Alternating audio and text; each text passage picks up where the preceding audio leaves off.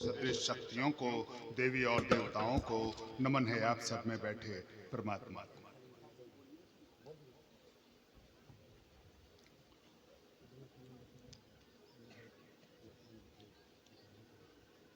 मेरा कार्यक्रम तो यहाँ नहीं था, रांची में ही आज मेरा 3 जगह कार्यक्रम था, 3 जगह मुझे जाना था। कल शाम में हमारे डेरे पर चर्चा थी साप्ताहिकी, उसके बाद सुनील का फोन आया। इसके आवाज में काफी निराशा थी और इतना प्रेम था, तो चतरा का प्रेम कुछ ज्यादा ही है मुझ पर, और इस प्रेम में मैं बंधा हुआ भी बहुत ज्यादा हूं। कई जगह लोग बोलते भी हैं, फेसबुक पर भी मुझे लोग बोलते हैं कि क्या आप खाली चतरा ही जाते हैं।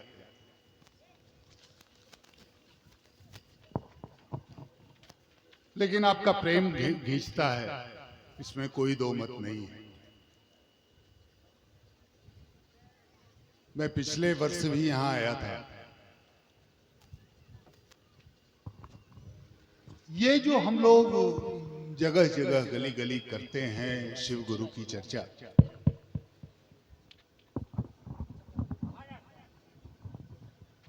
ये शिव गुरु वही महादेव हैं जिनसे हम लोगों का रिश्ता जन्म जन्मांतर से, कोई नए नहीं। हम लोगों का रिश्ता इनसे अपनेपन का है रिश्ता,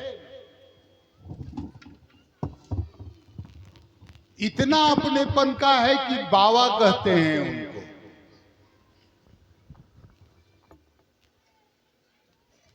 जब इतने अपनेपन का रिश्ता है उस महादेव से, तो ये नई चीज एक लेकर के कि एक नए नाम से, शिव गुरु के नाम से इनको अपनाया जाए, इसकी जरूरत क्या है? वास्तव में समझना इसी बात को, क्योंकि रिश्ता तो है उनसे और अपनेपन का रिश्ता है, बड़ा मजबूत रिश्ता है।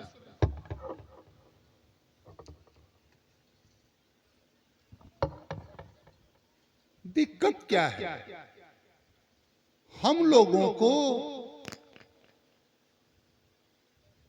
सभी, कोई आदमी, हमारे माता पिता, धर्म के जितने भी साधु हैं, संत हैं, किन्हीं ने भी ये नहीं कहा कि बेटा चोरी करो, बेटा झूठ बोलो।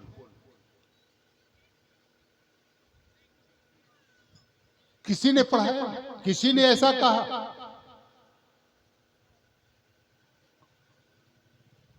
सब कुछ चालू। अभी अवधेश कह करके उतरा ना कि सैकड़ों सैकड़ों संत हैं रजिस्टर्ड, और उनके यहां भी जो शिष्यों की संख्या है वो ऐसी नहीं है कि उनके पास शिष्यों की संख्या कम है। रिजल्ट क्या है? रिजल्ट अगर देखना है तो किसी दिन का अखबार पलट,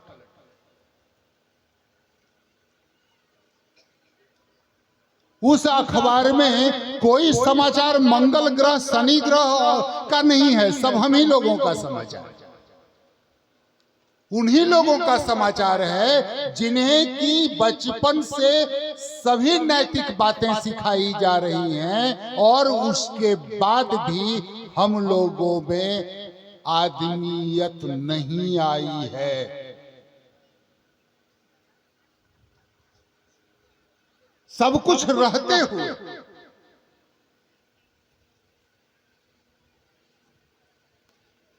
तो रिजल्ट अगर नहीं है हमारे पास, कोई बच्चा अगर फेल कर रहा है तो कारण दो होगा। एक कारण होगा कि बच्चा मन से नहीं पढ़ता, बच्चा खराब है। दूसरा कारण होगा कि मास्टर खराब है, मास्टर ठीक से नहीं पढ़ाता। यही दो कारण हो सकते हैं। अगर मास्टर खराब है तो महादेव से बड़ा मास्टर कहां खोजोगे? नहीं होता है। टीवी में देखे थे ना महादेव का सीरियल, जब सारे के सारे देवता का स्थिति खराब होती थी, उनको जब कुछ समझ में नहीं आता था तो केवल एक ही जगह था जहां की हाथ जोड़कर लोग खड़े होते थे, और वो था महादेव। तो महादेव से बड़ा मास्टर तो होता ही नहीं है। अगर मास्टर खराब है तो उपाय महादेव हैं, और अगर हम खराब हैं, इतने खराब हैं कि इस आदमी के रूपी जो संत महात्मा और मास्टर जो है ना, इससे नहीं ठीक हो रहे हैं। हम ही गड़बड़ हैं, एकदम खराब है।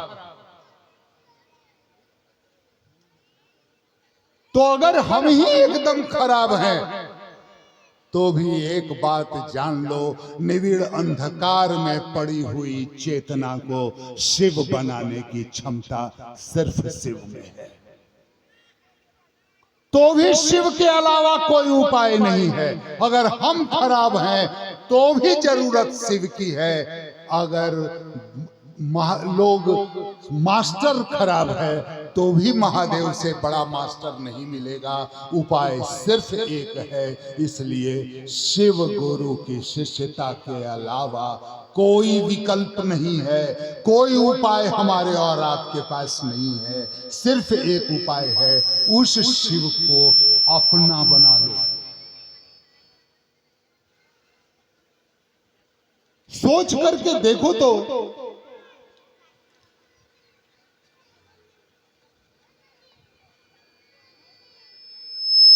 एक कल ही साप्ताहिकी हमारे यहाँ हो रही थी, उसमें लोगों ने ये बात पूछी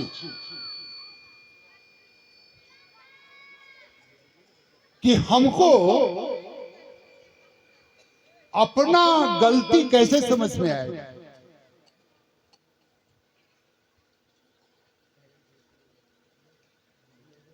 ठीक है, हम गड़बड़ हैं, समझ में हमको कैसे आएगा? हम बूझेंगे कैसे कि गलती हम ही कर रहे हैं, हम ही गलत।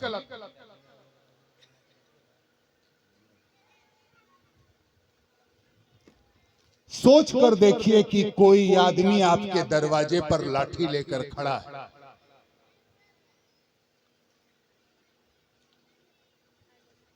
जो आदमी लाठी लेकर के आपके दरवाजे पर खड़ा है और वो आपको दो छड़ी लगा दिया,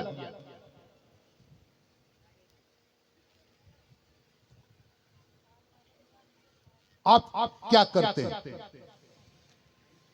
आप उसकी गलती के लिए उसको 10 गाली देते हैं कि इस बात पर सोचते हैं कि हमसे कौन गलती हुआ कि हमारे दरवाजे पर यह आदमी लाठी लेकर खड़ा है?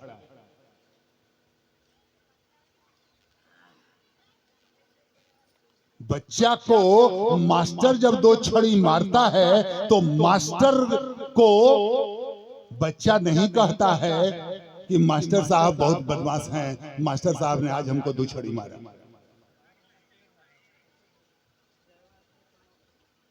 वो इस तरफ सोचता है कि हमने आज होमवर्क नहीं किया, हमको जो कहे थे वो करने के लिए वो नहीं हमने किया है, इसलिए आज दो छड़ी हम खाए हैं। यानी वो सामने वाले को जिसने दो छड़ी मारा उसे अपने से बड़ा समझा, अपने से ऊपर समझा, उसकी तरफ गया। आप दूसरों को अपने से बड़ा नहीं समझते हैं। आप एक बार शिव को अपना गुरु बनाइए। शिव का मतलब क्या होता है? शिवाला का शिवलिंग कि महादेव का फोटो। शिव का मतलब होता है सब में है।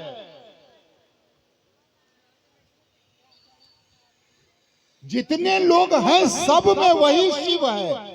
ये धूप में वही शिव है, ये धूल में वही शिव है, ये जानवरों में वही शिव है। ये तो वही है।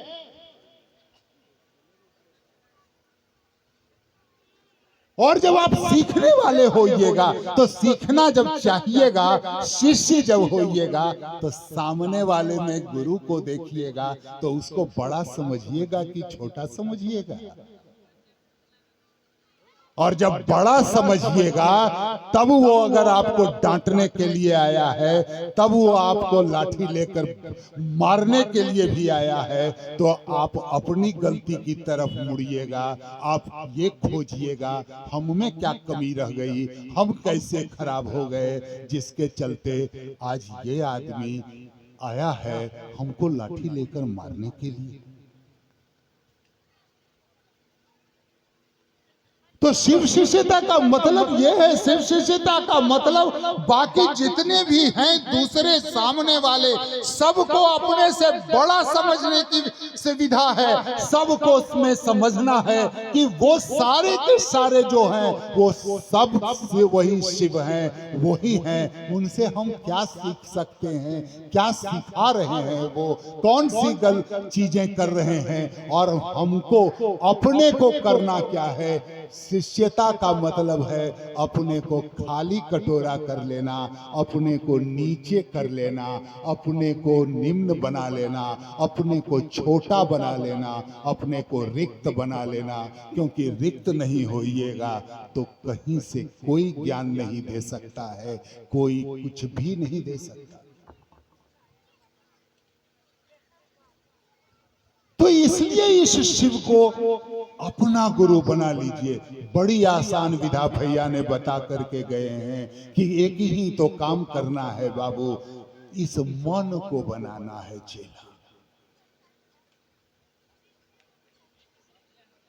ये तीनों सूत्र किसी एक काम के लिए, अपने मन को मनाने के लिए है कि ये मन मान जाए कि वो शिव जो हैं वो मेरे गुरु हैं। और शिव गुरु का मतलब है सबसे सीखेंगे। विकास जी गुरु होंगे तो इसका मतलब होगा विकास जी से सीखेंगे। आदमी गुरु होगा तो होगा कि फल्ला बाबा हमारे गुरुजी जो हैं वो यही बोले थे। जिना शिव गुरु का मतलब है हमारे मन की शिष्यता उभरेगी, हम सीखने वाले होंगे। और हम जैसे ही सीखने वाले होंगे तो हमें तो कभी कौवा सिखा देगा, कभी गधा सिखा देगा, कभी कुत्ते सिखा देंगे, कभी धूप सिखा देगी, कभी धूल सिखा देगा। हेलो, कुछ जिज्ञासा भी है। शिव गुरु और सदगुरु में क्या अंतर है, विस्तार से बताने की कृपा करें। शिव गुरु और सदगुरु में क्या अंतर है? आधा तो हम बता दिए, शिव गुरु क्या है ये तो हम बता दिए। अब बचा सदगुरु। वैसे ये जो सदगुरु वर्ड है समझ लो, पहले गुरु, सदगुरु और जगत।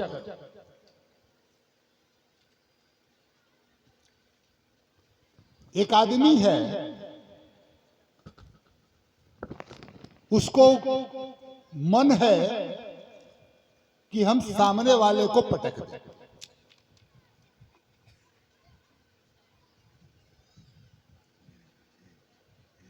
वो गया है एक गुरु के पास और कहा है कि बस हमको खाली दाव बता दीजिए कि हमको करना क्या है, हम कर ले।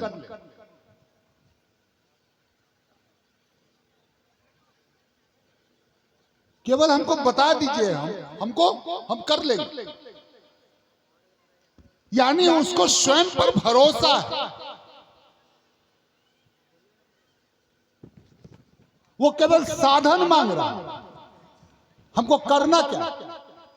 जैसे दैत्य लोग या देवता लोग जाते थे अपने गुरु के पास कि हमको फलानी ये शक्ति चाहिए, और उनको कहा दिया जाता था कि बाबू ये मंत्र है, जाओ इस देवता को प्रसन्न कर लो, ये जाकर के तपस्या कर लो। वो गुरु से जुड़ रहे थे, वो गुरु से जुड़ेगा और वो केवल साधन ले। दूसरे टाइप का जो है चेला, वो कह रहा है कि हमको भी मन तो है सामने वाले को पटकने का, लेकिन हमसे होगा कुछ नहीं। आप अगर कृपा कर दीजिए ना तो हम सामने वाला को पटक।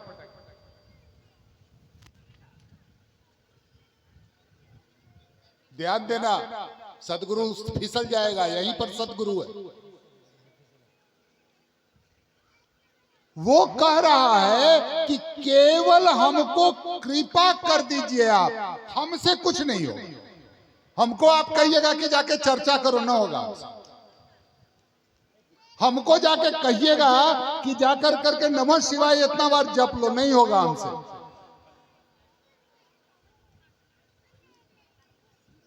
आप कृपा कर दीजिए हम पर और हम सामने वाले को पटक दे।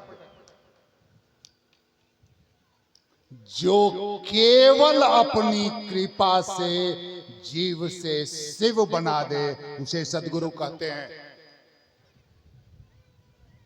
काम एक ही है, गुरु का भी, सदगुरु का भी, जगत गुरु का एक एक काम है, जीव से शिव बना दे। सिंगल वर्क,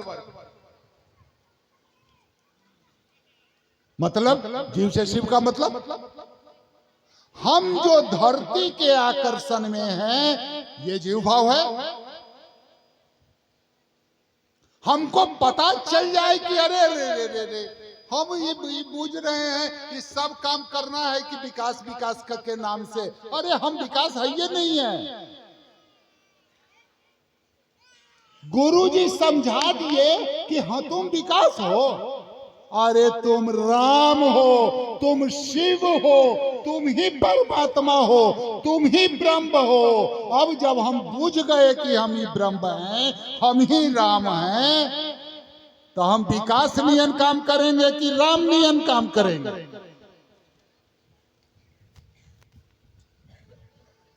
हम जैसे ही ये बुझ गए, मान लो आज जेपीएससी का परीक्षा है, आज जो बच्चा परीक्षा दे रहा है वो तो केवल जैसे घर का लड़का है वैसे ही है। कल वो जेपीएससी कंप्लीट कर गया, लड़का नहीं बदला है, लड़का वही है। अब वो कल एसडीओ चतरा बनकर के आ गया, वो बूझ गया, वो जान गया कि अरे हम जो थे रूपेश कुमार, वो रूपेश कुमार खाली नहीं थे, हम ही जो थे वो एसडीओ रूपेश कुमार थे। अब वो उसका आचरण क्या होगा, अब उसकी जिम्मेवारी क्या होगी, अब उसका काम क्या होगा। उसी प्रकार जैसे ही तुम जीव भाव से गुरु तुम्हें तुम्हारे सर्वोत्तम पक्ष को उजागर करके दिखा देते हैं कि अरे तुम ही शिव हो, तुम ही राम हो, तुम ही कृष्ण हो, जैसे ही ये समझा देंगे तो तुम्हारा आचरण विकास जी वाला होगा कि राम वाला होगा। यही करता है गुरु। गुरु यही काम साधन देकर करते हैं, सदगुरु यही काम केवल अपनी कृपा से करते हैं। लेकिन अंतर केवल क्या है, सदगुरु शरीर होता है। सदगुरु शरीर में होगा, और जो शरीर में होगा उसको कुछ न कुछ शरीर की सीमा में वो रहेगा। उसको कुछ अच्छा लगेगा, कुछ खराब लगेगा। कोई भी आदमी अगर शरीर में है तो उसको कुछ अच्छा लगेगा, कुछ खराब लगेगा। तो अच्छा और खराब लगने के कारण वो कंडीशन बन जाएगा। वो कहेगा कि बाबू ऐसा हो गए ना तब हम सिखाएंगे। जैसे गोरखनाथ के गुरु जो थे वो सुरा और सुंदरी के फेरे में पड़ गए थे मच्छेंद्रनाथ गुवाहाटी में। वो वहां फंस गए थे। उनको निकालने के लिए गोरखनाथ को कहना पड़ा, जाग मच्छिंदर गोरख आया, और अपने गुरु को जगा करके वहां से लाना पड़ा। उनको था कि अरे सबसे ज्यादा गड़बड़ जो होता है ना, ये सुरा और सुंदरी से ही होता है। तो गोरखनाथ ने कहा कि अगर मेरा चेला बनना होगा ना तो सुरा और सुंदरी छोड़ करके आओ। राजा भरथरी को दोनों छोड़ के आना पड़ा।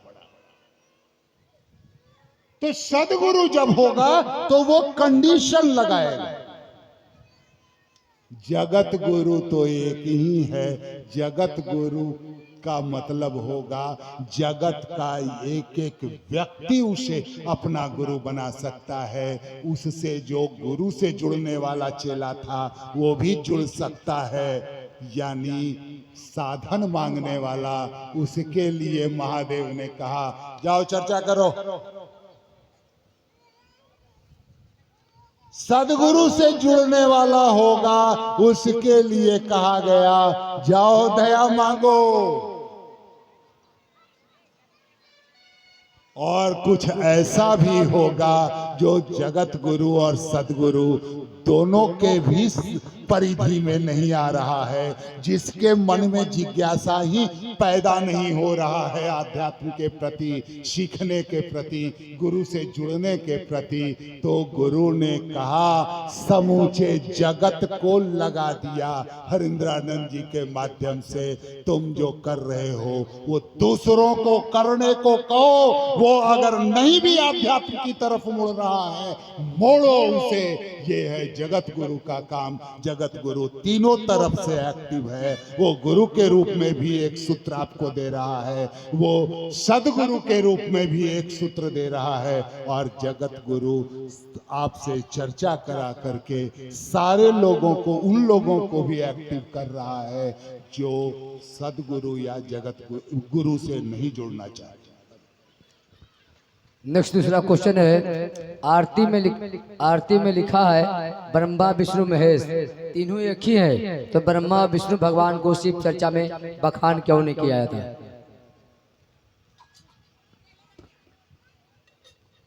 अरे भाई गुरु जी के हम लोगों को कहा गया, सुनो एगो बात, स्कूल तुम जाओ, स्कूल में जाके मास्टर साहब को कहो कि मास्टर साहब जानते हैं हमारे पापा इतना बढ़िया है ना कि कुछ कहना नहीं। आधा घंटा पापा के बारे में बताओ। एक रोज मास्टर साहब सुन लेंगे कि अच्छा ठीक है इसका पापा बड़ा बढ़िया है, 2 दिन सुन लेंगे। अगर रोज यह करेगी तो 2 थप्पड़ लगाएंगे कि नहीं लगाएंगे? अरे तू यहाँ पढ़ने के लिए आया है कि पापा और मम्मी और फलाना के बारे में करने के लिए आया? अरे उन लोगों का ड्यूटी अलग अलग है। उन लोग उस काम के लिए हैं, जो कमा वो करने के लिए है। वो कमा उनको करने न दो। वो पढ़ाने वाला कमा करने के लिए नहीं है। वो जहाँ पढ़ने के लिए आए हो, क्लासरूम में हो, तो क्लासरूम में काम वाला कमा करो ना भाई। उस महादेव से, उस गुरु स्वरूप से जुड़ने का कोशिश करो। ये 3 सूत्र के सहारे से उसको अपना बनाने की बात है। बखान करने के लिए एक है क्या? तुम ये क्यों नहीं सोच रहे हो कि जैसे ही तुम बढ़ते चले जाओगे वो समूचा का समूचा पोस्ट है। मैंने अभी कहा कि कोई एसडीओ बन जाएगा। ब्रह्मा और विष्णु भी पोस्ट है। कल्प बदलते हैं और ब्रह्मा के कल्प होते हैं, विष्णु के कल्प होते हैं और ब्रह्मा और विष्णु बदलते हैं। इसी को समझाने के लिए भैया अपने स्टाइल से हम लोगों को समझाते थे। वो कहते थे, जानते हो आजाद, अभी जो विष्णु है ना वो फ्रेंच कट रखता है, वो कुछ नहीं। वो केवल ये बात हम लोगों के दिमाग में समझाना चाह रहे थे कि वो सब पोस्ट है, वो बदलता ही रहता है आदमी। वहां पर बदलता है, इंद्र का पोस्ट है वहां बदलता है। अगर नहीं इंद्र का पोस्ट बदलने का होता तो इंद्र को काहे दिक्कत होने लगता, कोई तपस्या करने लगता था तो कि अरे रे रे रे फिर मेरा पोस्ट वाही ले लेगा। नेक्स्ट है, सबसे पहले नमः शिवाय से शिव गुरु को कौन प्रणाम किए थे और क्यों? देखो यार, नमः शिवाय से प्रणाम किसने किया था ये तो मैं नहीं बता सकता, लेकिन उन्हीं के 5 मुख से, ये 5 मुख से ये नमः शिवाय आया। ये वर्ड जो आया वो शिव से ही आया। और उस मंत्र को नारद ने शिव को प्रसन्न करने के लिए मां पार्वती को दिया। इसी मंत्र को कृष्ण के गुरु उपमन्यु थे, तो उपमन्यु की मां ने उपमन्यु को दिया कि जाकर के इस मंत्र के सहारे तुम उस शिव को, उस परमात्मा को अपना बना सकते हो। और उसी समय उस मंत्र के बारे में ये कहा कि प्रणव यानी ओम, प्रणव सहित जो 7 करोड़ महामंत्र, मंत्र नहीं, मंत्र तो जितने मंत्र हैं गुरु ने जितने वाक्य बोले वो सभी मंत्र। मंत्र मूलम गुरु वाक्यम, गुरु जितना चीज बोल गए वो सब मंत्र है। सबको आपको लेकर करके और उसका मनन करना चाहिए। महामंत्र प्रणव सहित जो 7 करोड़ महामंत्र हैं वे सभी इसी नमः शिवाय से निकलते हैं और पुनः इसी नमः शिवाय में विश्राम करते हैं। यानी ये नमः शिवाय मंत्र से बड़ा मंत्र कोई नहीं है। प्रलय काल में भी सारा का सारा मंत्र समाहित होता है इसी नमः शिवाय के अंदर में। और पुनः ये मंत्र निकलते कहां से हैं? मंत्र देता कौन है? तो मंत्र तो गुरु देता है, और जगत गुरु तो मेरा बुढ़ऊ है। तो सारे मंत्र तो आते वहीं से हैं, उसी शिव के पास। और वो गुरु कैसे आपका होगा? नमः शिवाय से।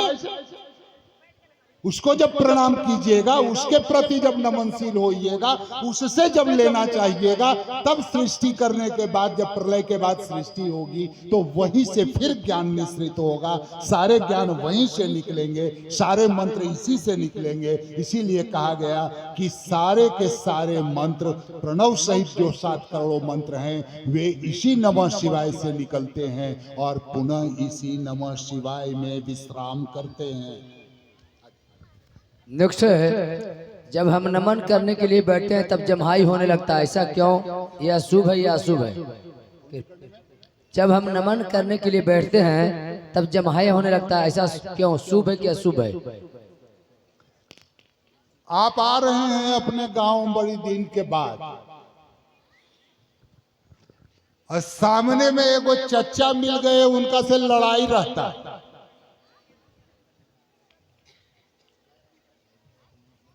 अब सामने पड़ गए तो कहवे की जगह प्रणाम प्रणाम प्रणाम चाचा। वो प्रणाम में कहीं नमन है कहीं मन झुका हुआ है?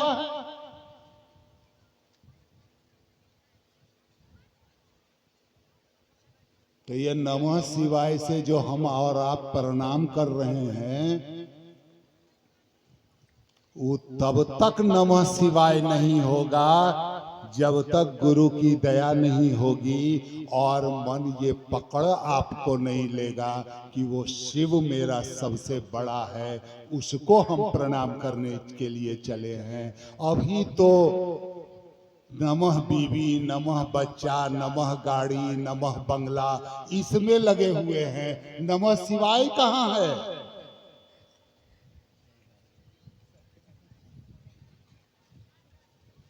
अभी प्रैक्टिस कर रहे हो बाबू। ये 3 सूत्र प्रैक्टिस करने के लिए दिया गया है। दया मांगोगे प्लान करके। लैट्रिन पर बैठल हो, सामने नाग आ गया, अब देखो दया की स्थिति में तुरते जाते हो कि नहीं? तखने जो दया मांगोगे वो हुआ सचमुच में दया मांगना।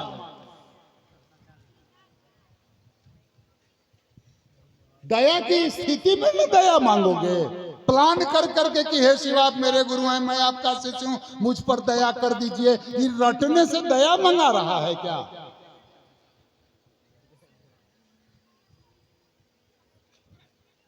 ये प्रैक्टिस करने के लिए दिया गया है कि जब दया की स्थिति में जाओ ना बाबू, तो ये मत कहना कि हे महादेव इस सपवा को हटा लीजिए ना तो हम आपको 5 मन लड्डू देंगे, क्योंकि तब वो नहीं हटाएंगे। तब वो तो तू ही लड्डू महादेव को देने के फेरा में हो, तब वो तुम अभी तक नई दया की स्थिति में हो। ये प्रैक्टिस इसलिए है कि सचमुच में जब दया की स्थिति में जाओ तो सचमुच में उस शिव से दया मांगो। ये नहीं कहो कि हम कर देंगे। जब तक हम कर देंगे रहेगा तब तक दया की स्थिति नहीं बनती है, तब तक परमात्मा एक्टिव नहीं होता है। इन लोग बाकी जो सब ऊंचा ये 5 मन लड्डू और 16 सोमवार और जोड़ा पाठा जो चल रहा है ना, वो है सभी कहा है कि परमात्मा के यहां दे रहे हैं। उस 16 पर जोड़ा पाठा देने में देर हो जाता है, क्योंकि वो तो तू ही देने वाले हो। तो अभी तक माँ काहे तुमको देगी जब तक तू ही कह रहे हो कि हम ही जोड़ा पाठा देंगे। तब तो है ये है तुम्हारे पास। जब इससे बाहर निकल जाओ, जब कंप्लीट हार जाओगे, कंप्लीट सरेंडर हो जाओगे, तो वो होगा दया की स्थिति और तब होगा दया। जब सचमुच में महादेव के लिए महादेव को प्रणाम कर लोगे तो एक बात याद रखना, ये नमन मामूली नमः शिवाय नहीं है। पूरी जिंदगी में अगर एक नमः शिवाय सचमुच में महादेव को दे दो तो बीती हुई 13 पुश्तें और आने वाली 13 पुश्तें तर जाएगी। इतना पावर है इस नमः शिवाय में। सचमुच में केवल एक पड़ा पूरी जिंदगी में चला जाए महादेव के पास तो कमाल हो जाए।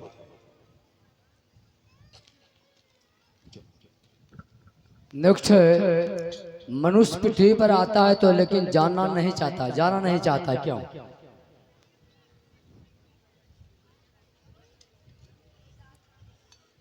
महादेव जब यहाँ भेजते हैं तो ये इतना जो तैयारी यहाँ जो किए हुए हैं चारों तरफ, ये केकरा ले किए हैं? हमनिए सब लेने किए हैं। इतना पेड़ पौधा, इतना सुख सुविधा का इंतजाम, इतना सारा कुछ, ये सब किसके लिए है? वही भेजे हैं। और हम लोग कहते हैं कि अब हम लोग महादेव, ये बड़ी बढ़िया जगह है, ये जो आप इंतजाम किए हैं ना एजा पर, ये बहुत बेजोड़ है। अब ये हम ये कब छोड़ के हम न जाएंगे, हम एजे रहेंगे। और इसको घेरना शुरू करते हैं, ये हम्मर मकान, ये हम्मर खेत, ये हमारा संपत्ति, इस समूचे कागज के नोट हमर, इस सारा सोना मेरा। एकदम से लेके कुछ आए ये हमर, कहीं ताला लगाया है बुढ़ो मेरा? आपको भोगने के लिए दिया है। अब बिना ताला ऐसा कोई सिक्योरिटी गार्ड नहीं है। अजय लास्टो दिन खाइएगा ने, वो या तो एजे जर जाएगा या गाड़ देगा तो एजे गल जाएगा, वो लेके नहीं जाइएगा। लेके जाने के लिए कोई उपाय नहीं है कि जो ताला लगाया है कि हमारे समनवा के कहीं चुरा करके लेने जाओ, तो भेजा है यहाँ भोगने के लिए। हम उसको भोगने के लिए भी भोगाधिपति की तरह नहीं भोगते हैं, हम इसी भोग के आसक्त हो जाते हैं, इसलिए यही रहना चाहते हैं। इसीलिए इसी भोग ही जो है वो हमको भोगने लगता है, हम इसको नहीं भोग पाते हैं। इसीलिए भैया ने कहा कि गुरु हमें जीवन जीने की कला सिखाते हैं। वो कहते हैं कि ये सारा का सारा ड्रामा जो है, सारी चीजें जो दी गई है, ये सब तुम्हारे लिए है। इसको भोगाधिपति की तरह भोगो कि ये मेरा है, मेरे लिए है, और इसके आसक्त मत हो जाओ। खुद तुम इसके आसक्त नहीं हो, और उसको भोग करके और मालिक की तरह यहां से चले जाओ।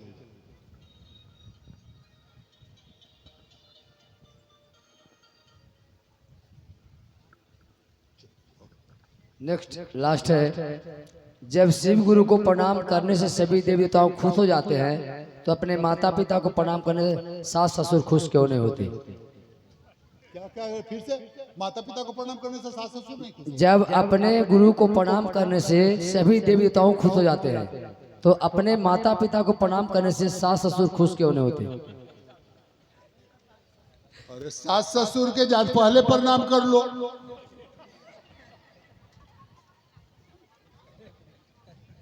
सास ससुर के बाद में काहे प्रणाम करते हो भाई? नहीं करते हो इसलिए गड़बड़ है।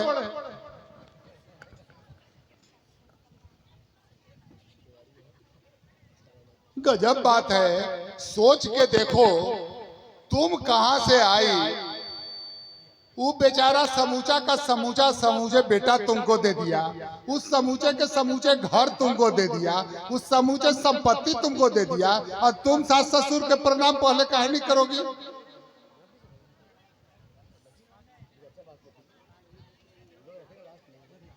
उसको जब तुम भी प्रणाम करोगी ना, तो एक चीज याद रखना, जितना तुम इज्जत दोगी अपने माँ बाप को, उससे ज्यादा इज्जत तुमको तुम्हारे ही सास ससुर के द्वारा तुमको भी मिलेगा और तुम्हारे परिवार को भी मिलेगा।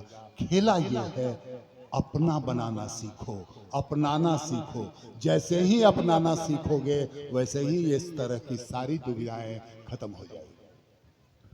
लास्ट क्वेश्चन है, मैं कौन हूँ, कहाँ से आया हूँ, कहाँ जाना है? कृपया विस्तार से बताएं। अरे ये ले नहीं समूचे लीला तमाशा है, ये पढ़े ले तो ही तमाशा है। महादेव गुरु काहे के लिए क्या सिखाएंगे? गुरु क्या सिखाएंगे? यही तो है। एक बार रांची में पटेल स्कूल में चर्चा, भैया ऐसे चर्चा कर रहे थे, हम ऐसे बैठे हुए थे, और उससे एक तो सेंट जेवियर स्कूल कॉलेज का लड़का था, साइंस का स्टूडेंट था, वो वहां से प्रश्न, वो कहा कि आज के इस विज्ञान के युग में ये कैसे मान लिया जाए कि शिव नाम की कोई सत्ता होती? अगर होती है तो उसको सिद्ध कीजिए। भैया कहे कि हमको भी लगता है कि नहीं होती। छोड़िए, हटाइए शिव को। शिव नाम की सत्ता है कि नहीं है, इसके फेरे में बाद में पड़ेंगे। पहले हमको ये बताइए कि आपकी सत्ता है कि नहीं, आप हैं कि नहीं?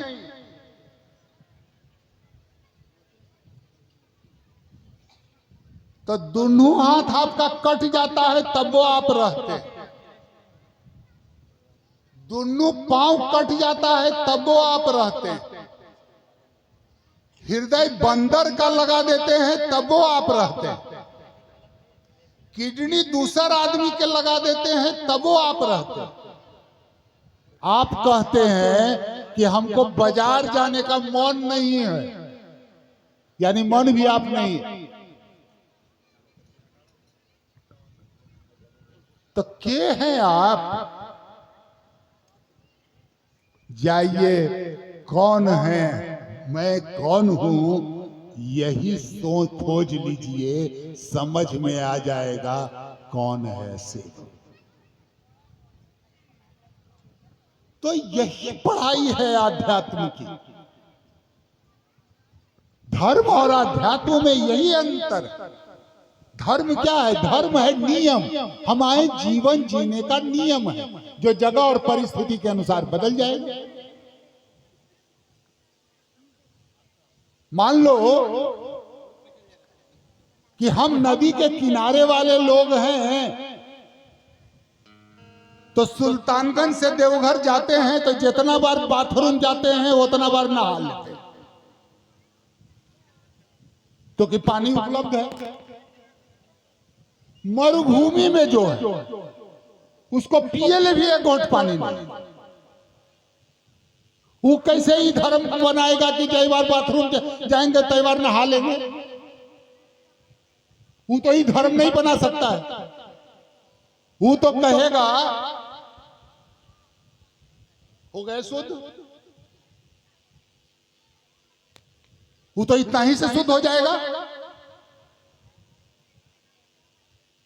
तो जैसे ही परिस्थिति बदलेगी वैसे ही धर्म बदल जाएगा।